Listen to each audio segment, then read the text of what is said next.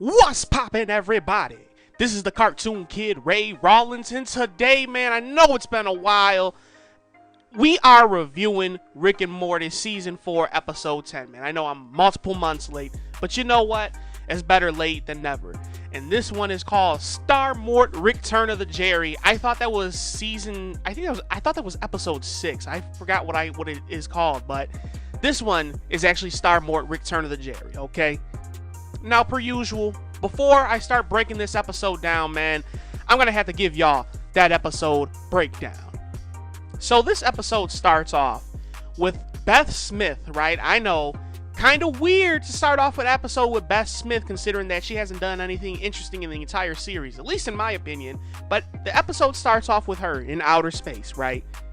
And she's on this whole military mission, if you want to call it that, or vigilante mission, where she's trying to recover this planet-destroying device. Now, to make a long story super short, we find out that this isn't the actual Beth Smith we all know and love back on Earth, but this is a motherfucking cool-ass outer space adventurer Beth Smith, who may actually be a clone, who we don't know. So when the outer space Beth is talking to this doctor or whatever you want to call it, he basically tells her, yo, there's a possibility that you're a clone. And there's a very good possibility, well, not a possibility, it's 100% confirmed that there's a bomb device in her neck. So obviously this clone Beth Smith comes to Earth and tries to seek out Rick to find the actual answer, right? So when she's talking to Rick, we basically find out that she's the leader of this vigilante regime called the Defiance. And we also find out that she's the most wanted person in the world. So, what happens? Well, in good old-fashioned Rick and Morty fashion, the new and improved Galactic Federation, led by Summer's betraying friend who fucking killed Bird Person, bro, show up to Earth to come pick up Beth Smith, the leader of the Defiance, right? So, of course, they end up finding out there's two Beth Smiths, and they end up capturing them, and it's Rick and the entire family's job to go get them and save them, right? As well as saving Earth. Now, here's the spoiler alert for this episode, okay? Basically, they do what they're supposed to do. Rick, Morty, Jerri, and the entire family comes to save both Beth Smiths, and we're on the ship. And everyone's gonna get to know the answer of, yo, which one is the real Beth Smith and which one is the clone. Rick's like, okay, we're gonna get to the bottom of this. None of them want to figure it out, but Rick basically plays the whole little memory device, and we just basically come to the conclusion that Rick's like, yo, I don't know which one's the real one. He just basically randomized which one was going to be the clone, which one was going to be the real thing. So that's how the episode ends, and that was my quick little version of the summary. So my first impressions is, this episode, man, for it to be a Beth Smith-centered episode, I really enjoyed it. I'm not even gonna lie to you. Like, there's so many things in this episode that I found myself saying, like, man, I hated the entire season, but I really enjoyed it because the storyline, the plot for this episode is okay. I mean, it's not the best thing in the world, but to cap off a season, this episode was pretty good. Now, I know people might disagree with me, and I may take a lot of heat for saying that, but you know what, man? I'm the cartoon kid. I'm just an average guy watching cartoons, and I'm here to tell you what I think of the episode. I'm going to tell you if I like it, I'm going to tell you if I don't like it. But this episode, personally, I kind of really enjoyed it. I'm not even going to lie to you guys. I really enjoyed it because it was a Beth Smith episode. They made a character who I really couldn't give two fucks about seem really interesting to me in this episode, okay? Now, let me break down some of the key moments. 1, comedy. Now, I'll be honest with you guys. There's a couple of good jokes in this episode. First thing I really want to point out is the Star Wars digs. Never been a big fan of Star Wars myself. Could really care less for it. But I just love the fact that Rick just shits all over Star Wars. Like, when both Beths get captured, he's like, oh, man. Come on, you guys. We got to do a shitty-ass Star Wars. Basically go into space and do a space mission. I don't know what goes on in Star Wars. Don't sue me. But basically, Rick throws a good dig at them right then and there. And I want to say there was one earlier on in the episode. Another good joke that I really enjoyed, that I got a good kick out of, was the whole Wrangler jeans bit. It's just like, okay, you have this powerful-ass planet-destroying laser beam, right? But for some reason, they can't destroy Wrangler jeans. Obviously, if it can destroy planets, it should destroy the shit out of some genes. But you see Summer and Morty on this whole spaceship, and Morty basically gives his genes to Summer. She's like, yo, shut down them lasers. I'm going to take care of these 2 alien dudes. So Morty basically provides a distraction. Summer goes over there and takes out the laser with those genes and just basically stops everything. And it's like, damn, genes are that powerful, huh? And let's just quickly mention that one of those alien guys turns out to be a creep. At least I think so. But the most enjoyable part of the episode, at least to me, is the 2 Beths interacting with each other, right? The outer space Beth turns out to be basically a female version of Rick Sanchez, right? Our favorite mad scientist homie, which I love her banter. She seems more, I don't want to say dark, but more cool than the regular Beth, which obviously was the whole point of this episode. She's got quick, witty comebacks. She be fucking shit up, and she just be shitting all over people, figuratively, of course. Where you have this other version of Beth who turns out to be a boring-ass housewife. At least to me, my opinion, she turns out to be a boring-ass housewife who, I guess you could say she has her moments at times, but she doesn't hold the candle to the dope outer space adventurer Beth Smith, at least to me. Now, another thing that I have to point out of this episode is that in episode 9, my review of episode 9, I gave Jerri and the writers who wrote his character in that episode a lot of praise. They let Jerri take a W in that episode, in my opinion. But in this episode, of course, we have to revert back to normal reality, where Jerri is just taking mad L's all over the place. We first see him at the whole family breakfast table, and Beth's like, yo, we gotta go to family therapy and whatnot. And throughout the 4 seasons of Rick and Morty, this is the first time we find out that he utilizes puppets while in family therapy. And you know what? I wonder, and I can't remember, in the Pickle Rick episode, was he with them when they went to family therapy? I don't think so. This is the first time we see that he utilizes puppets while attending family therapy. And that's his whole gimmick throughout this episode, is him utilizing puppets. Now, obviously, we have a little scene where Jerri tries to save the day, right? Rick's over there battling Bird Person, which I'm going to speak on in a minute. And Jerri comes in and tries to save the day with his, I guess you can say, previous fiancé. Is that corpse? Summer's friend ends up getting killed, and Jerri's over here using her body as a puppet. And I guess you can say he's trying to seduce Bird Person.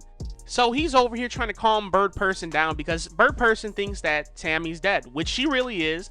And Jerri has on the invisibility belt and is working her corpse like a motherfucking G, okay? The guy who invented puppet theater, I can't remember his name, I think it's like Edward Gordon or something like that. He would be very proud at Jerri Smith's I can't even say the damn word, ventriloquism work, okay? He'd be very proud of him. When he's trying to seduce Bird Person, if you even want to call it that, he starts smacking her ass. He basically turns visible because he was wearing Rick's invisibility belt, and he basically botches the whole thing, and Bird Person is going to end up shutting his ass down and killing him.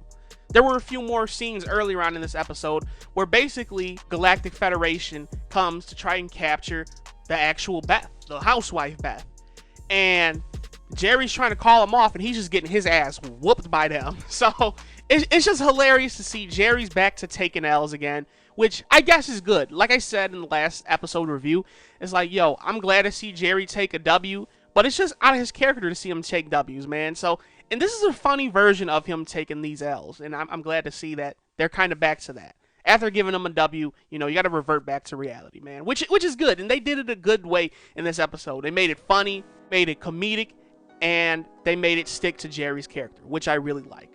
Now, to top everything off in my final thoughts, I want to talk about Bird Person, man.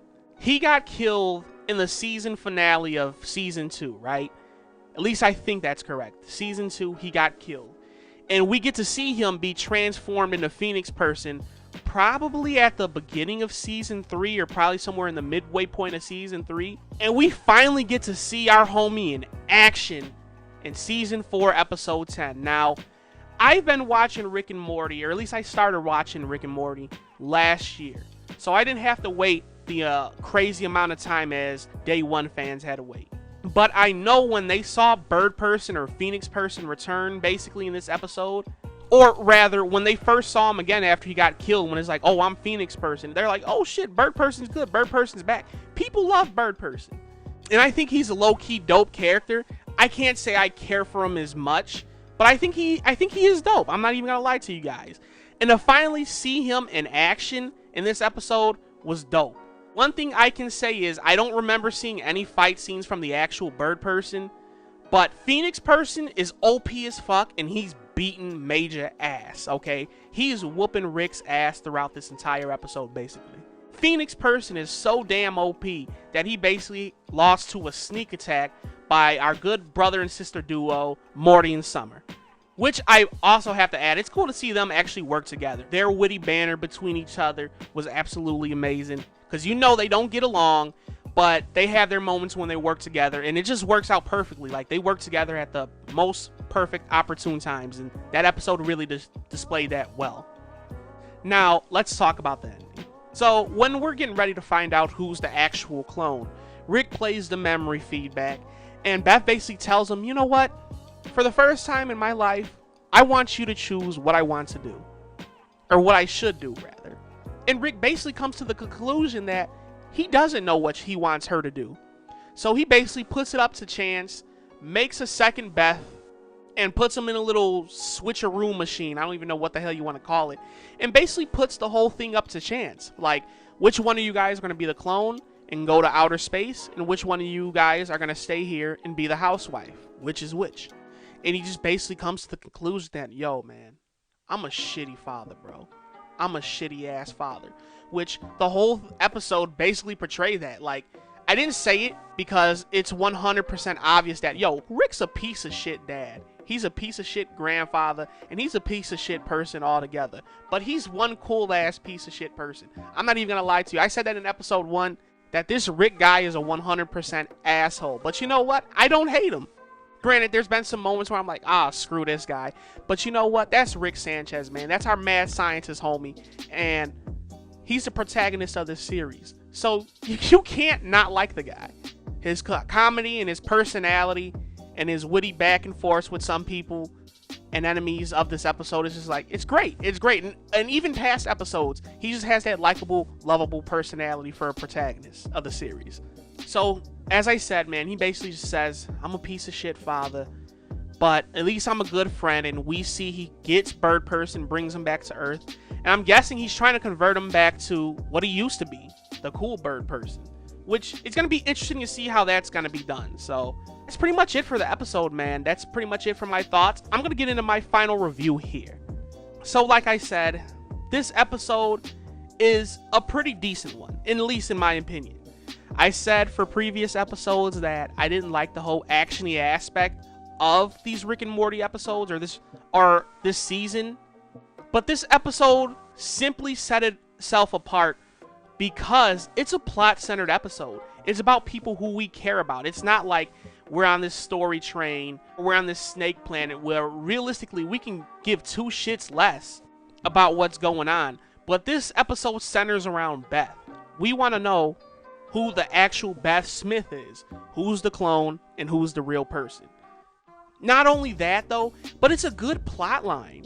It's a good plot line that has us all interested. We get to see the witty banter between the two. I know I've been using that phrase a lot, but we get to see the banter between those two, the actual two Beth Smiths. And that's what holds the episode together. The actual outer space Beth Smith is clowning the housewife Beth Smith about being a subservient slave to good old Jerri, while she's out here just ruling the motherfucking planets, basically. All I'm saying is, this episode sets itself apart because it gives us something to be interested in. The action was okay because it was for something that we cared about. That's just my opinion. That's how I feel about this episode. And that's what puts itself above every other action-y episode of this season.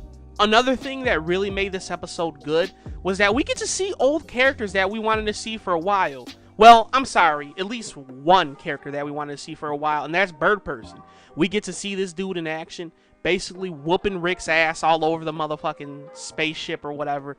And we also get to see Summer's betraying ass friend who killed Bird Person and tried to have our good homie Rick Sanchez locked up. And it's just like, man, I didn't want to see her, but you know what? It tied the episode together. and it gave us a good reason to see Bird Person again. So, which is good. Fuck that bitch. But you know what? I'm glad she was in this episode because I get to see Bird Person. So, that's another good thing. Lastly, I feel that everyone lived up to their character and was portrayed well in this episode. You get to see the sister-brother dynamic between Morty and Summer. You get to see them fight over Rick's invisibility belt. You get to see them kind of fight each other when Morty breaks into the girls' shower room. But you also see them working together. Brothers and sisters usually typically aren't good with each other, or at least some of them are. I know my niece and my nephew, they have a little rivalry, and it's like, oh, I hate you too. And it's just like, you see them get into their little shit, but in the end, they got each other's backs, and they're willing to work together. Good brother and sister dynamic there. I really enjoyed that. We see Jerri coming back to taking his L's again after getting somewhat of a W in episode 9. He's back to taking his L's. We're back to reality. He's playing up to his character well, and obviously kind of helping save the day in the end of the episode, which you can say that's a W, but he totally botched his bit. So he's back to him good old self. And Rick, boy oh boy. Man, we see Rick actually live up to being the piece of shit father that he is, and which he is. He's definitely a piece of shit father. And if anything, that's what this episode displays. I kind of feel bad for saying that because I love Rick, but you know what? That's part of his character. He's a piece of shit. And of course, he plays up to that well. I really like the scene where they all head to the therapist's office and the Galactic Federation shows up to basically capture Beth. And Rick basically ends up saving everybody, getting into the ship, and the doctor tries to get in the ship. He's like, Wong, I'm talking about my family. I didn't mean the whole world. And he just basically takes off on her ass. So Rick is not down for doing no good deeds. He is most definitely a piece of shit. So he lives up to his character exponentially well. Now, to sum everything up into my final review, I'm going to have to give this one a nice 8 out of 10. My friend Alex didn't agree with me on this rating. I talked to him about it. He thinks it was an alright episode. He just really didn't care much for it. Honestly, I really like it. And for every reason that I stated before, I could restate them again, but I feel like I'm holding you guys long enough, and I don't want to take up any more of your time. But long story short, this was a very enjoyable episode. I'm going to have to hit this with a nice 8 out of 10. Gave us some good plot line, followed it with good action and good comedy. Simply put, it's just, that's what it is. It gave us a plot line that we cared about, gave us nice, decent action scenes, brought back an old character that I care about very heavily. Well, not very heavily. I'm kind of neutral on Bird Person, but we get to see him again, which ties up that loose plot end from, I want to say, season 3. We get to finally see this guy and see what he's been up to for so long. Well, not see what he's been up to, but actually see him work out his new Phoenix person form. And we basically get another episode that confirms that Rick Sanchez is a piece of shit, which is pretty normal, man.